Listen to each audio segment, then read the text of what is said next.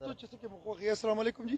وعلیکم السلام. سو شو پی ای ټیکنیشن تاسو نن په جناب پارک کې ناس یې څه حساب کتاب دي سو شو جی اول خو زه تاسو ډیره شکریا ادا کوم مهرباني چې تاسو هر ځای کې احتجاج وي، هر ځای کې هغه وي، تاسو هلته ځان رسو او د مظلوم आवाज بلند کوو.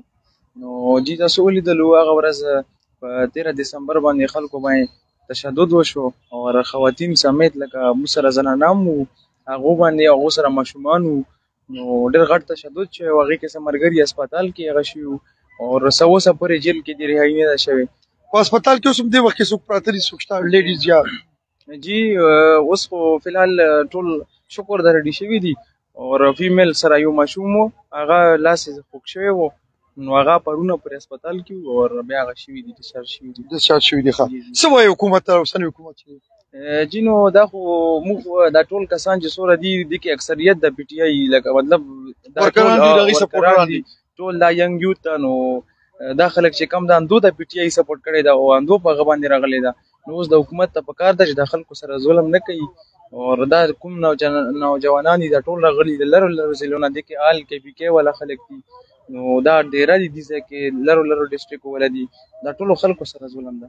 ظلم دې نه کوي دې مسلې دې حل کوي چې وایي تاسو وایي بابا والا خو موږ د تا ډیره شکریا ادا کوو مهرباني بچي چې دا میاس 32 دن وسوي چې ته موږ سره په هر شي چې ولاړ موږ ته ډیره شکریا ادا کوو.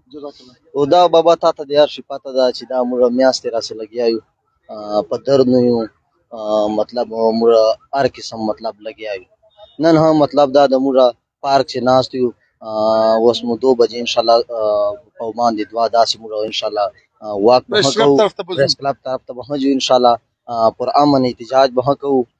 هغه نه پس به ان شاء الله سر جی نور موږ حکومت نه دا دغه دي چې موږ په پی ټی آی ډیره سپورټ کړی ده چې یو ری پی ټی آی راغلی دا خاص کار موږ عمران خان صاحب سره چې کم خلک ولاړ دي، ام پی آی دي، ام بی نه دي، ټول سره موږ مطلب په هر شي منډه سپورټ دا راته چې تاسو د روډ باندې ځای دوباره تاسو د والو پروګرام شته د ډي اس پی راغلی پولیس راغلی سمو هغه ته څه میسج ورکړی او ته موږ دا میسج ورکو چې تاسو موږ هم ورونه موږ دغه ته مسه خو چې مطلب بیا روډ بند کوو یا دغه کوو موږ په پر امن احتجاج هکو دا د موږ عیني حق دا خاص کار د موږ عمران خان صاحب چې کم دا هغه احتجاجونه کوي پر امن دغه کوي نور هغه چې موږ ته دا سي حق دا چې موږ به پر امن احتجاج وکړو.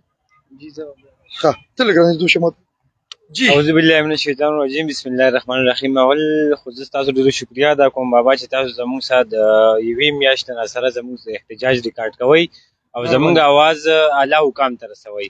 زه اول دا ویل غواړم اول به دیو ته مونږ ته به فرنٹ لاین ورکر ویل، فرنٹ لاین ورکر مونږ ته به دا نوم ویلو. مونږ د کرونا سره وجنګېدو، مونږ زمونږ په ډېر زیات کسان بې صحته شوي مو. اوس زمونږ یوه میاشت وشوه دلته کې تاویږو، زمونږ احتجاج شروع دی په روډونو باندې. 2 پیرې په موږ باندې لاټي چارج وشو، زمونږ خویندې زمونږ وروڼه زخمیان شو، موږ پکې هسپتالونو ته لاړو. ماشومان بچي پکې چې کوم دي سر هغه اوس هم پرون پکې تاسو خبره واوره چې یو ډسچارج شو د هغه لاس زخمي شوی و د 2 کالو ماشوم و. د دې نه پس مونږ اوس به بیا هم چې کوم دی دغه به کوو خپل احتجاج. مونږ څه نه دهشتګردۍ له راوتي نه هم د چا نه څه غلا کړې ده، مونږ خپل حق پسې راوتي. دا زمونږ حق دی ځکه چې مونږ بغیر تنخوا تعالی 12 میاشتې مونږ نوکري کوله. هغه وخت کې تا دا نه ویلی، تا به دا مونږ ته ویلي چې ته مونږ له اچیومنټ راوړه، کرونا ویکسینیشن زیات کا. او نن مونږ چې کوم دی د هغه 12 بغیر تنخوا ته مونږ ټرمینیټ کړې، دا به کم قانون او بیا الټه مونږ وهیم. خو زمونږ حوصلې نه راکوزېږي، مونږ ځوانان یو، مونږ به ولاړ یو تر څو پورې زمونږ مطالبات نه حل شوي. مونږ د هغې پورې به دلته ولاړ یو او ځو به نه. تاسو خبره کوله جی لکه اوس لکه ډېرو کسانو باندې اف آی آر ریکارډ دي او مطلب هغو والا رهایي حکم جج صاحب کړی و او هغه بیا مطلب چې کوم حکومت دی هغې بیا لکه 3 MPO کیس لګولی که نه. نو اوس چې کوم دي هغه اوس جیل کې دي او څه ملګري خو په خپل اپروچ باندې هغه شوي دي، خو بهرحال ډېر کسان یا په جیل کې دي.